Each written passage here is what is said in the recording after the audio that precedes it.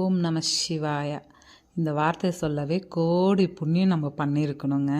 நான் திருவண்ணாமலைக்கு second time இது நான் போயிருக்கேன். ஃபஸ்ட் டைம் நைட்டில் போயிருந்தோம். அவ்வளோ கிளியராக அந்த கோவில் சாமியை நான் பார்க்கல. 10 இயர்ஸ்க்கு முன்னால் அது மறந்தும் போயிடுச்சு. ரொம்ப நாளாக கோவில் போகணுன்னு நான் பிளான் பண்ணோம். பட் என்னால் முடியல. இது சித்ரா பௌர்ணமி அன்னைக்கு எடுத்த வீடியோ தான். 3 மந்த் ஆச்சு. 3 மந்த் ஆகிட்ட அப்புறம் தான் நான் அந்த வீடியோவை அப்லோட் பண்ணுறேன்.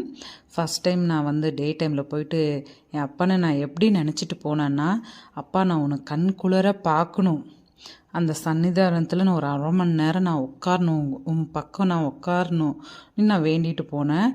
அதே மாதிரி நடந்தது. நான் வேறு எதுவுமே நான் வேண்டலை. ஆனால் எனக்குள்ளேயும் சோகம், துக்கம், டிப்ரெஷன் நிறைய விஷயங்கள் இருந்தது, ப்ராப்ளம்ஸு. பட் அதெல்லாம் இது வேணும் அது வேணும்னு நான் எதுவுமே கேட்கல. இந்த ஃபஸ்ட் டைம் போகும்போது ஒரு விஷயம் நான் வெளியே இது வேணும்னுட்டு ஆசைப்பட்டேன். அதை எனக்கு 3rd மந்த்லேயே எனக்கு ஃப்ரீயாகவே கொடுக்க வச்சிட்டாரு. அவ்வளோ ஒரு சக்தி வாய்ந்த அப்பன். ஓம் நம சிவாய.